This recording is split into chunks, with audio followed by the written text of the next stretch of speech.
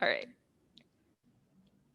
Welcome to the show, Mark. Thank you so much for being on the Not Your Mama podcast. So, listeners, today we are welcoming Mark Breedon, and I'm going to hand the mic over to him to introduce himself. So, Mark, if you can tell us, sort of brief version of your bio, what your background is, what you do, how you work with folks, and your pronouns that you use. And I also like to know what emoji you identify as. Sure, absolutely. So my name is Mark Breedon. Like she said, I'm an online personal trainer who really focuses on strength training for women and kind of moving away from the traditional, I guess, like weight on the scale kind of training or training for body transformations. I really focus on just making women stronger, having a better relationship with fitness in general in a way that's more sustainable. And I really try to move away from things like weigh-ins or body transformation photos, before and afters, things like that. Trying to remember all your questions here. Emoji, probably the bicep emoji, like the muscle one, or like the one with a lot of hearts. It's a good tie either way. Pronouns. The one with a lot of hearts, like the one that has all the hearts around the face. Yeah. So like not like the one in the eyes, but like the one all around it. So it's very important that we get this clear. I never use that one. I only use the eye heart emoji. That's interesting. That's my go-to one. That's my favorite. I think it expresses what I want it to express. That's my vibe that I'm getting from it. Love it. I'm trying to put questions here. And then that's basically what the main focus is. I'm really trying to like shift the reason on why we train in the first place, because I think a lot of it comes from a very like model of insecurity or kind of like almost like guilting people into working out. And I would rather much more focus on like what it could help you accomplish. That I think is the better way to go, because I think it's just more sustainable and a much more enjoyable experience. Love that. And so I start every episode, I normally read a testimonial from one of my clients, because I think it's inspiring to just like be reminded every single week that there are other people who are doing the thing. And I picked this one for you because it bridges that gap between the metrics and the vanity and the like wanting to look a certain way and the strength component. So I was like, do I read the testimonial before I bring Mark on or after? And I'm going to read it while you're here so that we can actually talk about it a little bit. So sure. This came from Marilyn. It's long, so bear with me. Marilyn said, even though it may be vain, I wanted to lose weight. I wanted to get in shape after having my baby, but the first few months were more challenging than expected. I just couldn't find the energy to do anything besides take care of him. I joined once I knew I could put him down for more time than when he was a newborn. I knew I had the time and I just needed to do the work. With the class, I found other ladies that I could relate with, and all were looking to do something to care for themselves. I knew Kelly had a lot of experience with postpartum exercise, and I chose this class because I felt it was something I needed. I knew I wouldn't be consistent if I had joined a boot camp or something that was too hardcore. The way the class started off was slow, so I looked forward to keeping up. Being able to check off one after the other was motivating to me. I was proud that I was keeping up and excited to do more. I found more energy and became more disciplined with my time. I stopped letting the day slip away without doing something to better myself. I can't always join the live classes because having a baby in quarantine is hard, but I always know I can always go back and finish the exercises when I have time. I've also gotten a lot out of the teachings from Kelly and the other guests we've had. I didn't know that was included in the beginning, but I have gotten so much out of that every week. From the time I started, I have noticed that I'm a lot stronger and have more energy to do even more exercise apart from this class. I remember telling Kelly that I was able to pick up my son's car seat and lift it without struggling. It seems like it's not a big deal, but it is when you realize how heavy they are.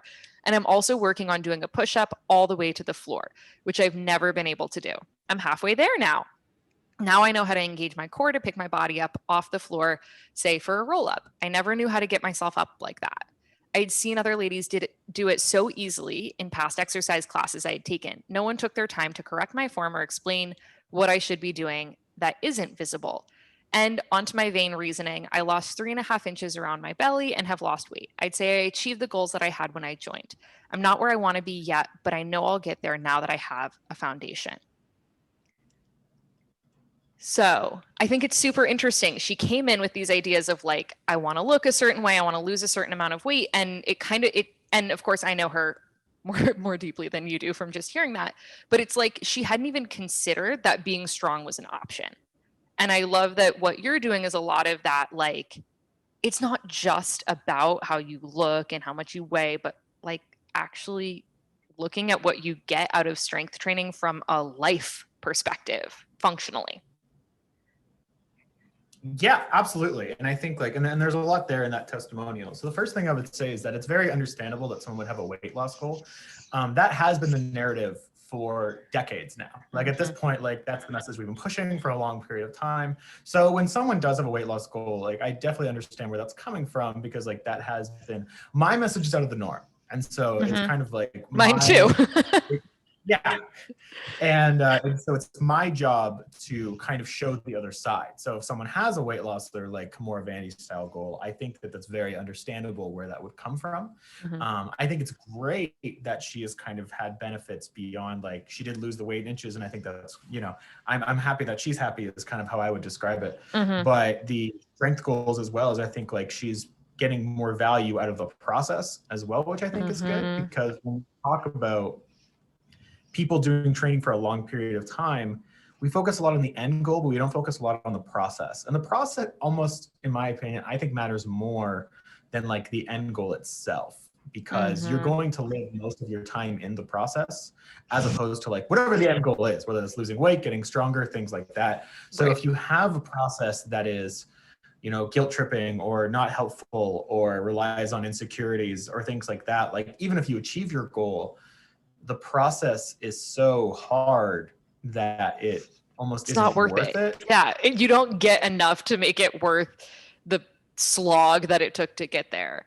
And what I love about what you're sacrifice in the doing, process is also really important, because like, you know, this is one of the things that I've like mentioned recently on like my podcast and my, you know, my online social media, is that like you can't have training, you can't have your fitness journey sacrifice your mental health. You can't have your fitness journey sacrifice other aspects of your life.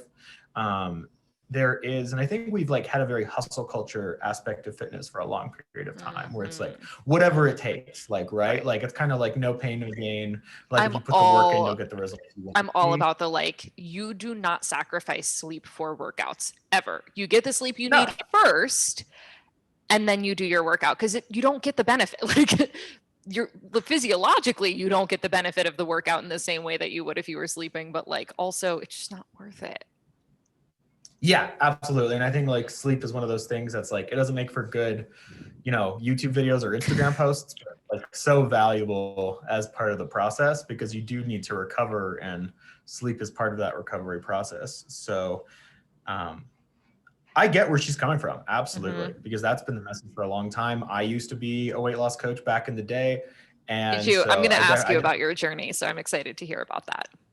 Oh yeah, absolutely. It's I think it's a unique one, but I definitely get where she's coming from, and I'm happy that she's, you know, been able to branch out beyond her original goals. I mean, I think for whatever reason, Target comes up a lot with my clients, and they're always like, I just like, she has told me before, she's like, I worry about going to Target with my big SUV, because like I'm legit concerned I'm not going to be able to get my kid in and out of the car. Like, you know, she's also not a big person. And just like you don't recognize how much you're limiting yourself until you start to get stronger, which is why strength training, and I think you just posted this today, like that, the thing that was like, oh, like you start to get stronger and then it like opens up all of these doors of like, okay, wait, I can go to Target without needing my partner to pick the kid in and out of the car. Like, what else can I do? It opens the doors up so much.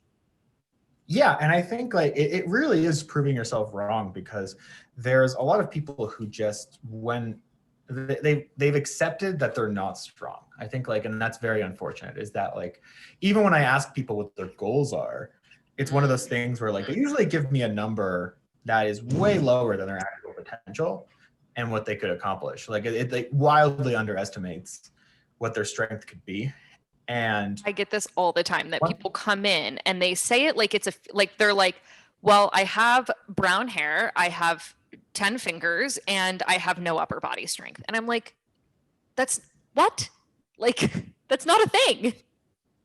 Yeah, and like that's not something that's completely set in stone. And I tell women especially this all the time, is that like if you want to deadlift your body weight, like you absolutely can do that, like within 3 months. Like that is a reasonable goal. I've done it dozens of times with women who want to get stronger.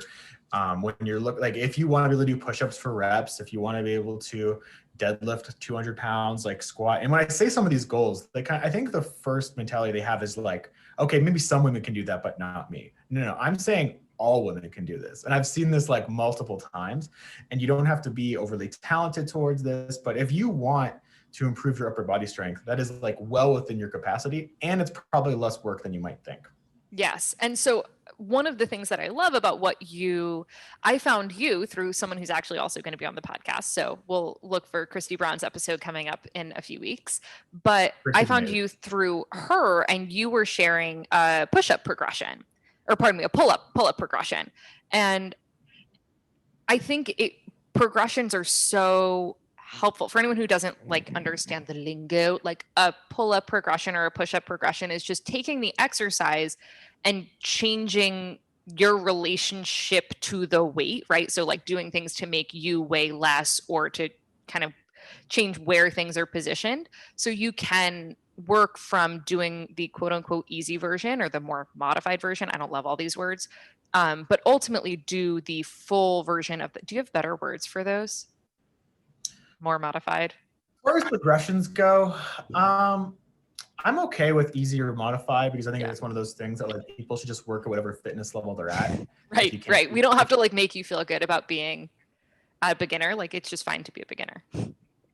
yeah, absolutely. And like that's where everybody starts. And like if you can't do push-ups from the floor yet, that's totally fine. And then there's modifications you can do that you just work at whatever fitness level you're at, whether that's doing push-ups with your upper body elevated, whether that's using a mini band around your elbows, whether that's doing like knee push-ups instead of like regular push-ups, like whatever. Everyone should just like kind of meet at whatever strength level they're at. And I don't think like there's anything wrong with that. But I also think that like if you're going to have your strength journey, you really should focus on like what you have accomplished as opposed to like Where what you are other relative people to on other Instagram. people. Yeah.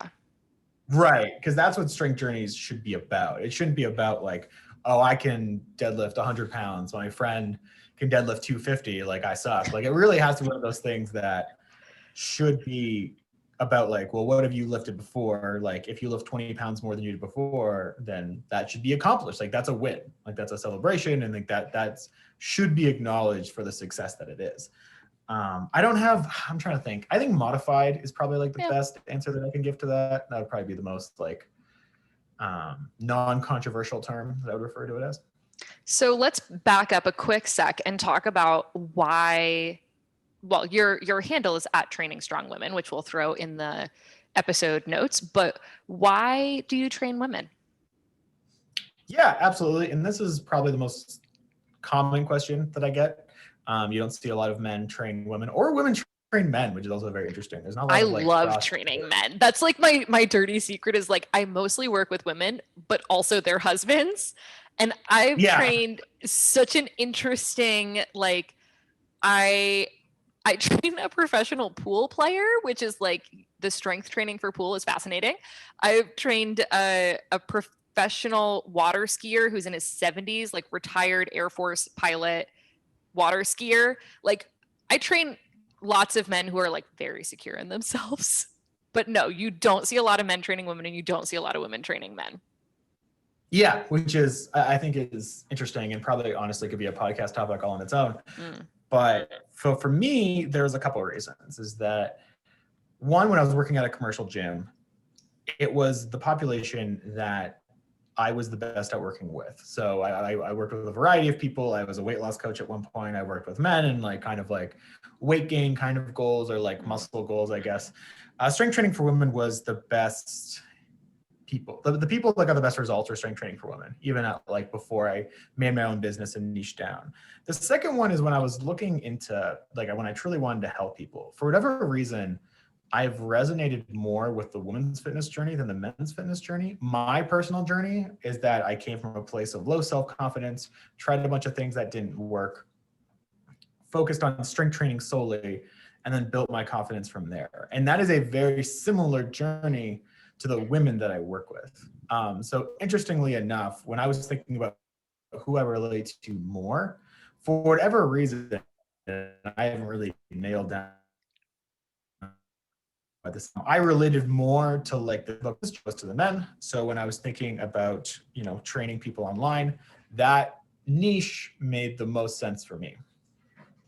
Yeah.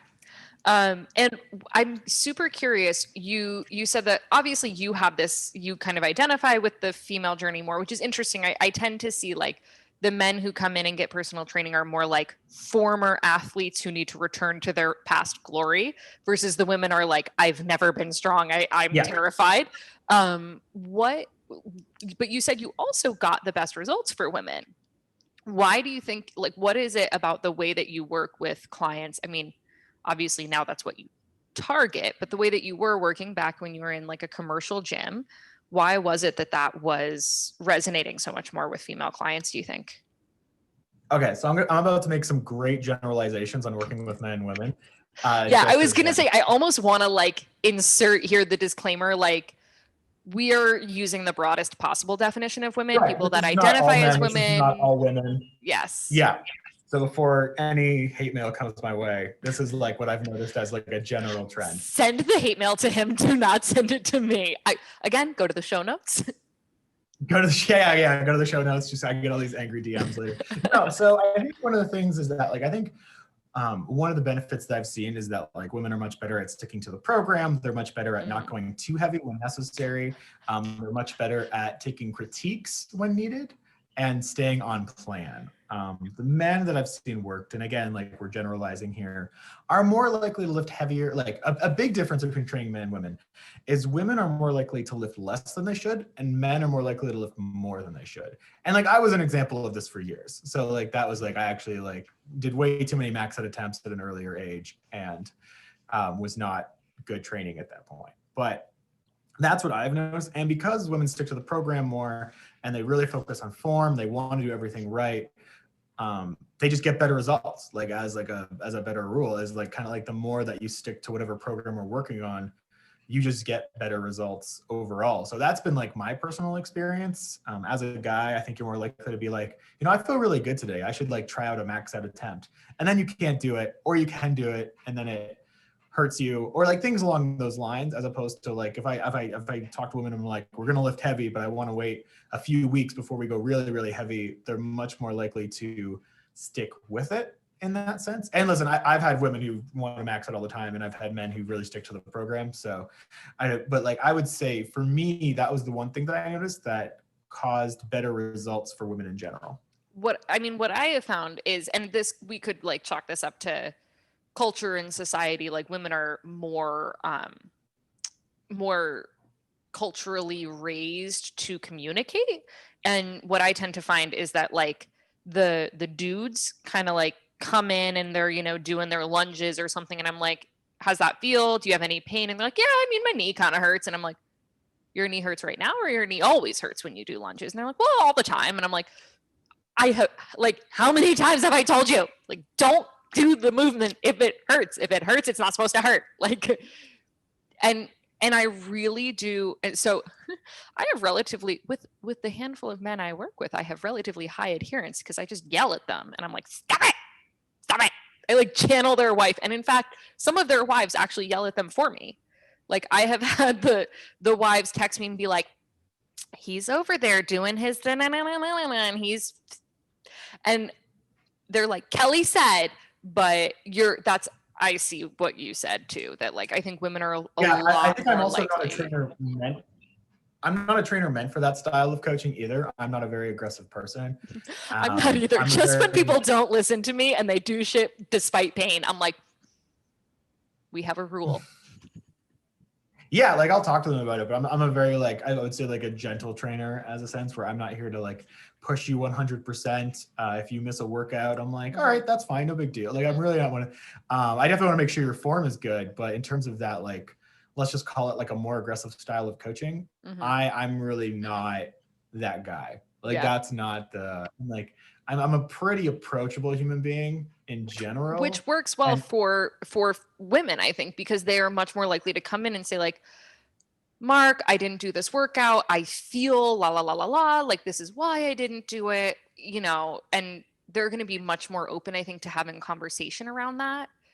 Yeah, I think the concern of the more aggressive style of coaching, if I were to critique it, is that if someone does have a question, they're less likely to actually seek help from the coach because they're Mm-hmm. worried they're going to get yelled at, or they're worried Mm-hmm. that like there's going to be judgment behind it. I don't care. Like I'm one Yeah. of those things that's and I try really hard to like, if you have a question, like I want to hear about it. There are no dumb questions. Mm-hmm. Whatever your concern is, I would rather you tell me everything and have only 10% of it be useful Mm-hmm. than like miss something important. And that's Mm-hmm. the way that I prefer to train. And I think it just makes for a better experience, because you don't want the aspect where like the lack of, you don't want a lack of communication between like who you're training with and the trainer. I think Mm-hmm. that is like, that's how the relationship works, is that like Mm-hmm. our job is kind of like guide them to success. And the only way we do that is that if we know their questions and concerns. So Yeah. for me, like I want to know everything. Like there are no, like I want to know how your day was. I want Mm-hmm. to know if this day was off. And I would rather have like over information than, miss something key or important and then you get hurt or don't like the training, or you've lost Mm-hmm. motivation and I didn't know, like all that kind of stuff I think is like really valuable. So I don't want to get like too in the weeds of like the biz, but I actually do. I would love to hear your opinion on this. One of the things that I have noticed is I've developed as a trainer, and I think it's pretty universal with beginning. How long have you been training? How many years? 5 to 6 years total, Yeah. 2+ years online. Yeah. So I think generally beginning trainers are much more wrapped up in their clients' results. And so they're much more defensive, aggressive, just like much more concerned about like, oh, they didn't like that session. And so like they make it mean a lot more about them. And what I tend to see with more experienced trainers is like you're saying, you just kind of like, you're like, I am, of course not, I don't care, but like it doesn't mean anything about me that you had a bad day or that you didn't like this session. It's just like that's useful information and you can have a much more productive relationship. And I think that's something that as a consumer, people who are hiring a trainer don't know that difference. Do you Yeah, tend to so see I that think as that well? comes, yeah, so I think with newer trainers, I think part of it is you've just worked with less people, right? So if you worked with 3 clients and 2 of them didn't see results, well, that's 66% of your clientele, right? As opposed to like for us, where it's like we've had so many successful stories at this point that like when something bad comes up, we know how to handle it. We've probably handled it before with a previous client. Mm-hmm. We're able to figure out what works and what doesn't. And part of that just comes from like the experience of working with multiple people over time, seeing what resonated, see what didn't, especially like when I look back at my old coaching, it was quite bad. And I think like that was maybe being more critical at that point, although I still try to, keep learning, is being more critical was probably good because realistically the training was not that good. Like Yeah. that was and so the need to be more critical at that point, I think is good because people are investing in you and their life and their results, like what they're looking for. And so you want to make sure that you have the skill set to actually accomplish that, because, you don't want to be one of those trainers who is really good at marketing, but like is not actually good at training. And then they just have like, which unfortunately like can happen. And I'm hoping that will change in the future. But, I think the I think it's, longer we're here doing digital business, the better it'll get. yeah, absolutely. I think that's like really, so I think like newer trainers, I think tend to be more critical only because they are new. I think that is really important. I will say that like you don't want to be a experienced trainer and then think you know it all, because I Mm. think like if you're not constantly evolving, and we're like, I was a weight loss coach for a while. Like Mhm. that was like that, like I came to being a more weight neutral coach Mhm. through the process of it. And I think like we need to evolve as a trainer. And if, 2 years from now, if you still believe in the same things, like I see that as a problem.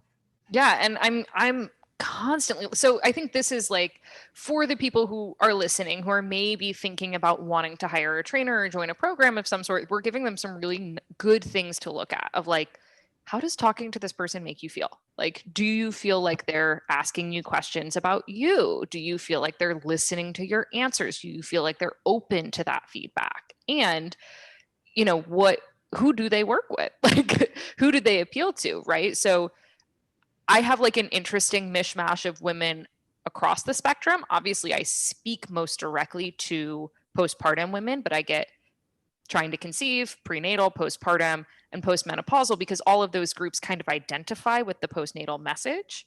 And so if you're looking at, it's not about, is this trainer a woman or a man? It's, who is this trainer training?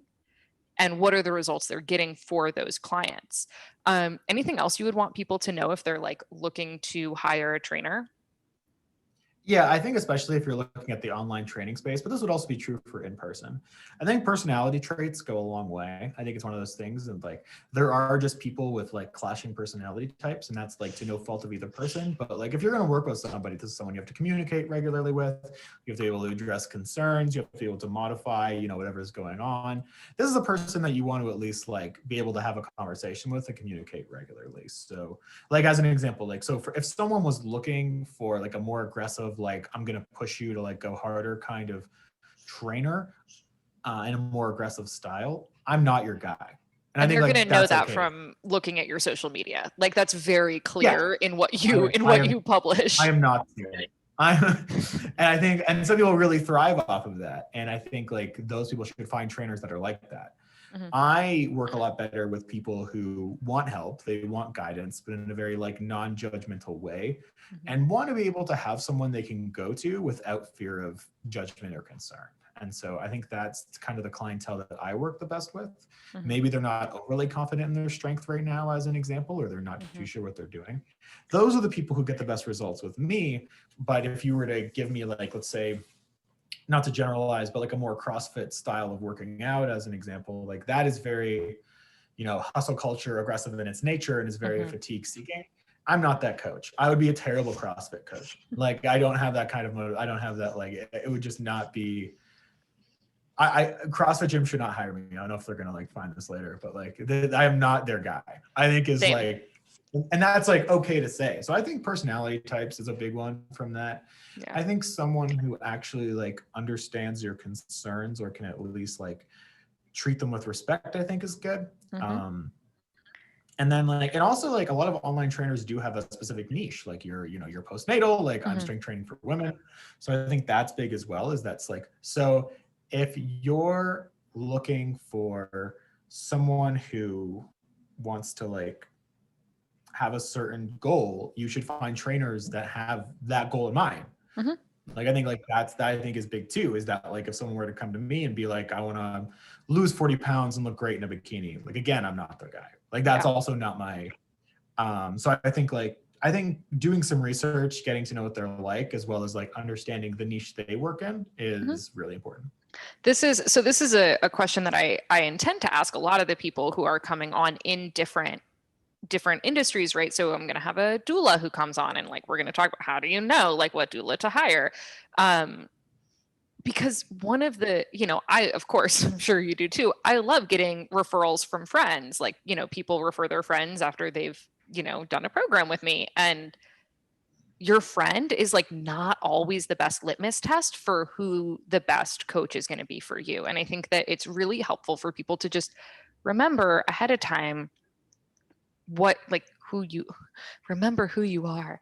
Remember that not everyone is looking for the same things.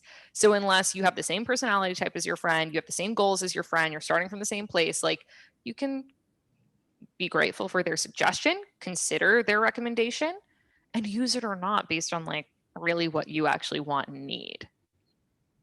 Yeah, I think this is why it's important to meet with someone beforehand, see how you click. Referrals are great as long as they're the right people for you. I think that's one of the things, is that like,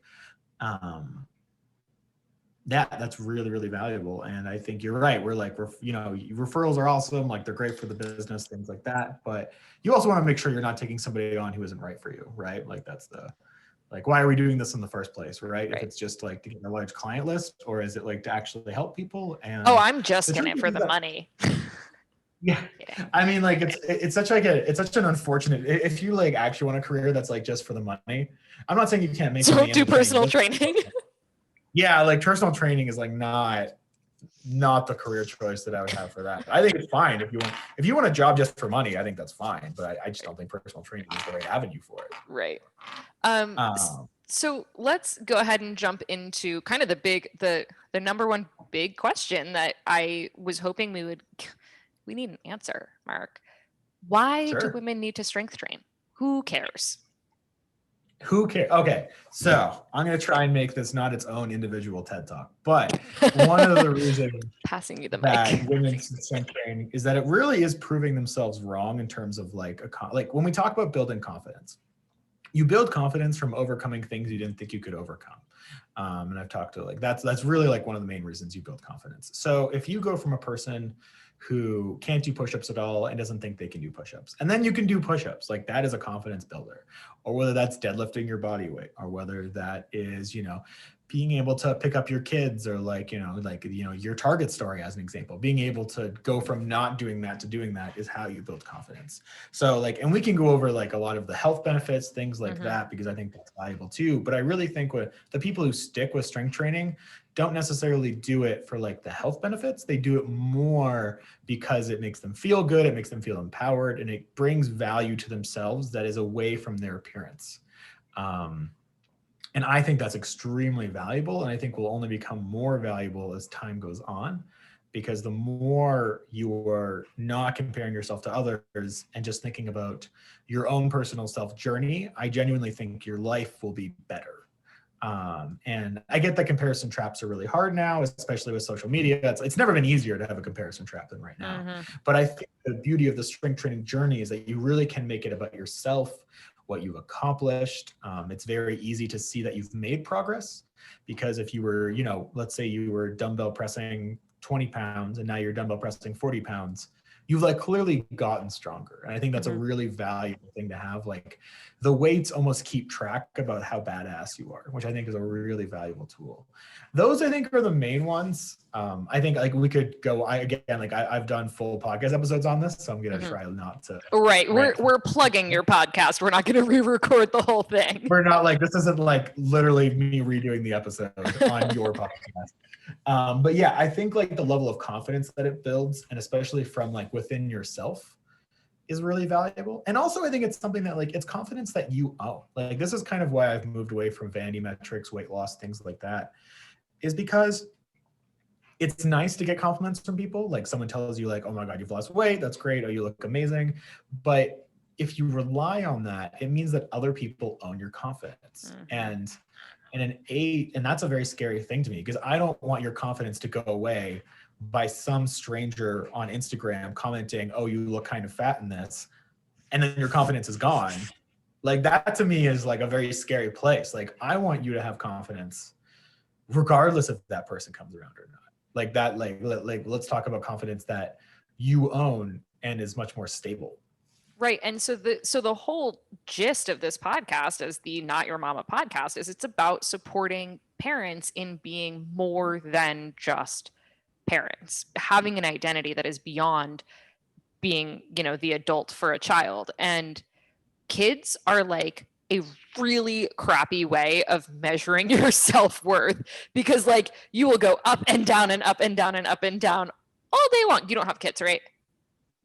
No. Yeah. Okay. So, I mean, I'm sure you obviously know this, like kids are a-holes sometimes. And like, once they can start talking, they'll straight up tell you that you're a bad parent. So like, you really can't, for anyone who's like making breastfeeding, whether they're a good person, or making how they birthed, whether they're a good person, or making whether their kid sleeps through the night, to decide whether they're a good person. Like these are all horrible metrics, and they're only going to get worse as your kid develops more of their own personality, because they aren't you. And so a lot of the people who come into my programs are like, I don't even know who I am anymore. They're like, I was a badass. Like I remember I think I vaguely recall before all the sleepless nights, like being an amazing human who like had their own life and accomplished their own stuff, but now I can't even remember who that is.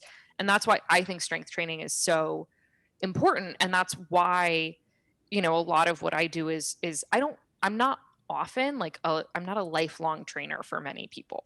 I am a stepping stone for a lot of folks to get back to doing whatever it is they love, assuming that Sure. they came from a fitness background. And if they didn't, then I toss them over to someone like you, because when we're in my programs, we don't measure things relative to our body weight. We're like, Right. can you pick up your kid without hurting yourself? And so I love the idea of like being able to make that transition from, okay, now I feel like I am some semblance of a person who can function in the world. And then we get to like go and 10x it in a strength training context. Yeah, and so there's a lot there. I think one thing that's also really tough about being a mom is that like, and this is what I've learned through like training women over the past couple of years, is that like the mom on mom shaming is just like, whether it's directly or indirectly, is unbelievable. Like one of those things that's like, and it almost creates like a comparison trap on yourself, where like, let's say one of your kids is doing better in school than some of your other kids, like you'll actually like look less on the mother who raises that child. And it's one of those, and I think like when you are a mom and that's like your main focus, well, it's kind of like with anything where if you specialize in one thing, it really does own your confidence and self-esteem, because if that's going poorly, then like you're going poorly, right? Like this is one of the things that like I really advocate for strength training, but also you need a life outside of it, because you can't just have one thing that owns your confidence. That is also a very scary place. Right. To You're going to, be. and So it can be, right. It can be kids, but it can also be work or your relationship, or, there's 1,000 ways that people judge themselves against others. And sure. strength is one of the few places where we only get to judge ourselves against our past self and our future self, and like working toward our own progression as opposed to getting wrapped up in where we are relative to other people. Yeah, absolutely. Like the journey really can be about yourself. You can do it for yourself. You can see real progress. And also it's like one of those places where like it really is a world on its own, where, for that 30-minute workout, wherever it is, like you're not a mom, you're not some, like you're doing something that's outside of that. And I think like that's important as a parent. And again, like I'm not a parent, so I'm talking mostly like about the experience through, like I work with a lot of moms, and like kind of what I've discussed with them is that really strength training for them is like a breakaway from the kids, something that is self-care for themselves, something that they're doing for themselves. And I think that is extremely valuable to have, especially because kids are very direct, I would say, as well. Like there's just an age where like if you want unfiltered truth, like that is like the kid is there's an age where like that kid is going to let you know, like that's and I think like if your whole confidence is built on like what your kids think of you at every age, I think that is a tough game. Yeah. I mean, I'm like right on the cusp of that. My daughter is 2, and I was just telling a friend today, I'm like, every single time I pick her up from her grandmother's houses, she does not want to come home with me. And I'm like, I'm not going to make this mean anything about me. My kid hates me. It's fine. But like legit, if you don't have a world outside of that relationship with your kid, like it is very normal to spin into this, like, my kid doesn't love me. And I have this happen all the time with moms of younger kids too, where they're like, my kid won't latch to breastfeed. I can't make them stop crying. Only my partner can. Like all of that crap. Like you have to get out of the microcosm of like managing this little life, because it's just too difficult to not have it shake your self-confidence. And I wanted to tie this in. I posted this sometime in the past week, I think, that because you mentioned the like the mom on mom shame and the judging ourselves relative to other people, and just tying it back to like very ancient ancestral, like the reason we compare is because we're figuring out, like, am I going to be able to stay in the tribe? Am I going to survive? Or am I too far on the fringe? So when we're comparing, we're literally looking at like, am I going to survive relative to that other person? Am I acceptable to the group? Am I like good enough? Am I lovable enough? Or are they worse than me? And like that feels awful when you look at it that way, right? When you're like just scrolling Instagram and being like, she's hotter than me. It doesn't feel like quite as icky, I think, but when you like really look at it, your brain is literally looking to be like, am I going to survive? Is the tribe going to like me enough to like continue to live? Which like that's what your brain does. Like we just give it permission to like be ridiculous, and then you like bring it back to things that are within your control. Yeah, I was gonna say comparing is a very natural thing, and like this was Mm-hmm. kind of the way that I didn't think of this, but like this was how it was described to me, is that like at one point we were like a pretty simple population in terms of what we did, like whether it was hunting or gathering or like things like that. The reason you would compare originally was because like let's say you're a farmer and someone other farmer has the same amount of land as you, but they're doing twice as good. It makes sense to compare to that person because they know something you don't. And so that absolutely makes sense from like a comparison standpoint, survival. And so it's built within us. And this is like kind of like from the evolutionary biologist that I've looked into. The problem with that is that now when we're thinking about who we compare ourselves to, that is people on social media, that is things that don't necessarily relate to survival anymore. And if we can play the comparison game, if we use like Instagram or like really any platform at this point, if you compare yourself to what you look like, you're comparing yourself to what is probably the best looking people in the world. Like that, I Didn't have think is access like, to this. yeah. And this is a very new challenge. And I think this is why like we've seen mental health take like a real hit in the past little while because, well, now you're comparing yourself to the best looking people in the world, the most successful people, the people who have it all together, put in a very like picture perfect lifestyle. Mm-hmm. And that game is not going to go well for basically anybody. But it's hard not to fall into. And this is why I say like for your social media, if there are posts or if there's pages that don't make you feel good about yourself, you need to unfollow them because Mm-hmm. it's very tempting to follow them. And like I've just heard so many stories of women who follow essentially the best looking women in the world and then think they're unattractive because they're literally not the top 0.0001% of women. Right. And you're seeing this in mass. And I think like social media has made the comparison game, it's essentially scaled it in a way that like it was never meant to be. Mm-hmm. And so we have to be more aware about that because like, are you comparing yourself to something that's fair? Like things like that. And I think like that is not, it creates unrealistic expectations of yourself. Like I think it's one of those things that's like, because you're comparing yourself to the best looking person, photoshopped and filtered, and it was probably your 30th photo. Like Right. at what point, like it's just an unfair comparison to like your unfiltered self. And I think like that is something that we as like a social media, it's a very new challenge. And so I think we're going to get better at it, but Right. that is something that we need to work on.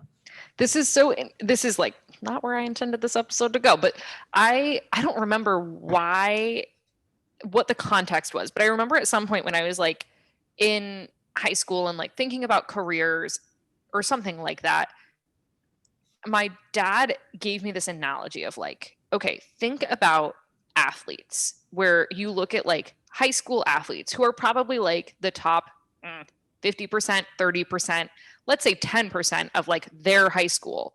And then only the top like 0.1% of those go on to play in college.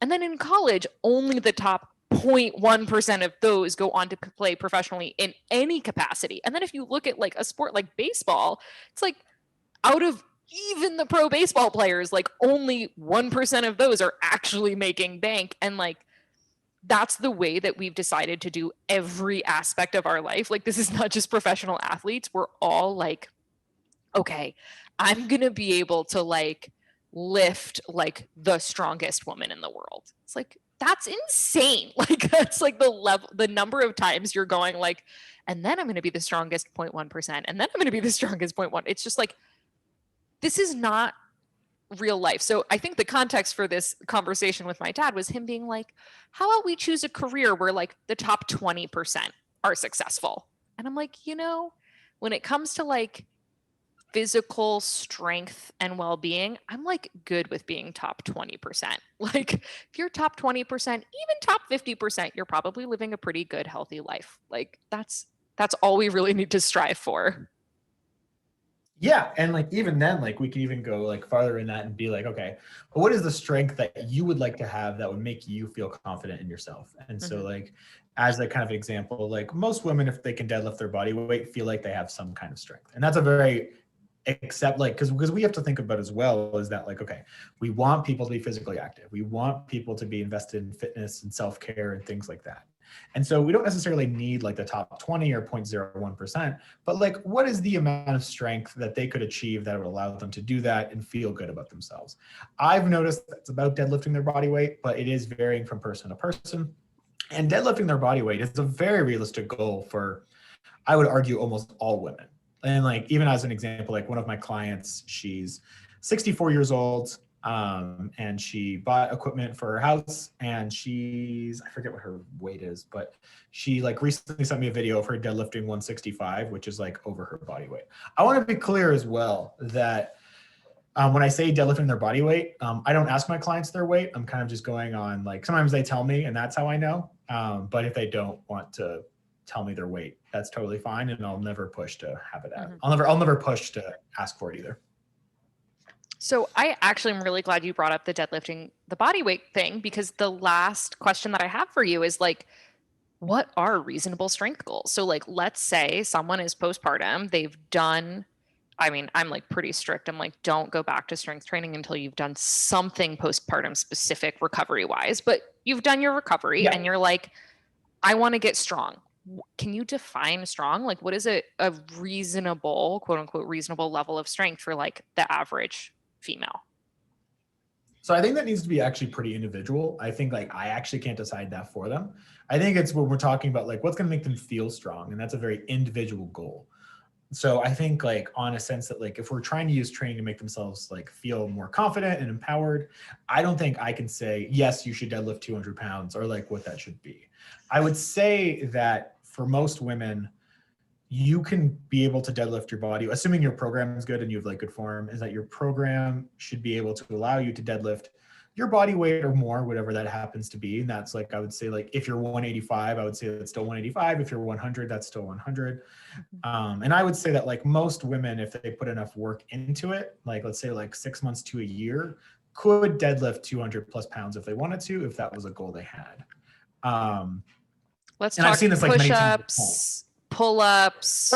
What else? What else are you like? Okay, this is what women, if you want to be strong, you've got to like, here's your checklist. Deadlifts, I'm all about the deadlifts because pregnant ladies lose their glutes. So glutes and hamstrings, I'm like, we're deadlifting all the things. What else? Like, what else do you throw in that list of like, this is what we want to measure, this is what we want to work toward? Yeah, totally fair. So I think like part of it is also like, I talk to them and I'm like, okay, what could you accomplish that make you feel badass? I think that has to be priority number one. And again, this kind of comes back to it being very individual, is that like for some women that's push-ups for reps, for some women that's their first pull-up, for some reason, for some women that is deadlifting a lot of weight. And so I think we need to start there and go from it. I would say like, I really can't decide that. I would love to like there are definitely some patterns. Like I've noticed the four most common goals relate to deadlift, squats, pull-ups, and push-ups for sure. And I think those are all great goals to go for. But there are also people who have very different goals to that. And I think like that should also be celebrated. I think whatever gets you to working out regularly, whatever that goal is, and if you enjoy the process, should be the goal. Sweet. So let's blow some people's minds. 10 push-ups. Do you think it's within every woman's capacity? I think so. I think it would depend on the starting point of the woman, things like that. But like, I mean, if you're committed for the rest of your life, like for sure. And this, yeah. And I think like this all comes down to like the process too, right? Yeah. I think 10 push-ups, like almost all women could accomplish that if they wanted to. Totally. But I think it's also one of those things is that you want to make sure that the process towards push-ups is also enjoyable. Yeah. Because again, like your end goal doesn't really matter as much as you might think. What matters more is, are you enjoying the process? And kind of working towards any strength-focused goal will get you the health benefits you're looking for. Whether it's push-ups or reps or deadlifts or like the work to that will get you results beyond the goal. Yes. And so I think, 10 push-ups, I think is a totally realistic goal for all women if they put the work in. And I think like if they learn to enjoy the process, I think that will go a long way. Totally. And the last one I want to call out specifically for postpartum people is pull-ups. I don't have strong feelings about whether, someone actually can pull their body up above the bar, but seriously, pull-up training is so valuable for people who spend 90% of their life hunched forward with their arms in front of them holding a kid. Like that's to your point of like, you get benefits so far beyond just the strength. For me, that's pull-ups. It's like, you can't even imagine how much better you feel when you're training pull-ups if you've never done it. Yeah, absolutely. And I think like you're right. Like the values of pull-ups are so large in the sense that like you're working your back, your core, you're working major muscle groups. You're also doing something you never thought would be possible, which I think is also really impressive. And I think like, and there are modifications you can make if you don't have your first pull-up yet to work towards that. Pull-ups is very interesting because you are the weight, right? Which I think is important to understand. Now, kind of like what I mean by that is that like, so someone who is a lighter body weight, it will naturally become easier for them. And I think that's something that's fair to say if you're going to compare. Even for myself as an example, when I was, I'm about 200 pounds now. When I was 160, pull-ups were easier. And I've definitely gotten stronger since then. And so I think like that's important to note in your journey as well, is that if you're working towards your pull-ups, is that you definitely can do it and work towards it and accomplish that goal. But depending on where you're starting from, experience level, it might take longer, it might happen sooner. But I do think that working towards pull-ups and just building that foundational strength is going to benefit you regardless. 100%. So this has been so awesome. I want to toss it to you if there's anything else you want to say to the people. And of course, tell us where we can find you, how do people work with you, all that stuff. Yeah, absolutely. I think like the big takeaway that I'm really trying to push right now is your fitness journey should not come at the expense of your mental health. I think that's very important, is that like, and this is where coming from the process really is that like, you want to make sure that whatever you're working on, you enjoy the workouts, it fits into your life, you're not sacrificing other things. And that's very different for different people. And maybe that for you is 3 times a week for 15 minutes, or maybe for you that's 5 times a week for 2 hours, like whatever fits into your life, right? So I think like that is the big one, but you want to make sure that when you're training, you're not sacrificing your mental health in the process of whatever your fitness goals might be. Best places to find me would be my own podcast, where I talk more about kind of like weight neutral strength coaching, which is Marky Mark and the Fitness Bunch, which is very exciting. It'd take all of my self-control to not introduce you as Marky Mark. So yeah, no, that's the go-to nickname I have forever now. But what I would say, so hold on, like strength goals. Sorry, hold on, Mark. You more just enjoyable for you, like what the value of strength, like what we talked about today. And then I have an Instagram page called @TrainStrongWomen, where I go to like you more cut out. details. Can you? Sorry, you cut out for like everything you said about your podcast. Can you start over? Just say you have a podcast called. Okay. Yeah, so I have a podcast called Marky Mark and the Fitness Bunch, where I go really into detail on the value of strength training and like what it does for people, as well as like how to become stronger, and kind of go more into detail than what we things we've talked about today.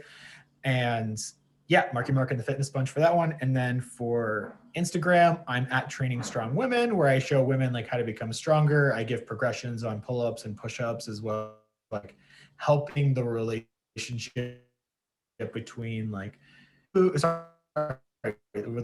relationship with fitness towards. Those are probably the best 2 places to find me right now. Yeah, and your Instagram's fantastic for like very tangible, like you've got lots of, like you said, progressions, like things that people can really take action on. So and the podcast, of course, but I'm visual. I love the like graphics and things like that. So that's awesome. Thank you so much for being here. And it's been such a pleasure. It's been a pleasure. Thanks for having me. All right. Thank you so much. Right up against the time, but we did it.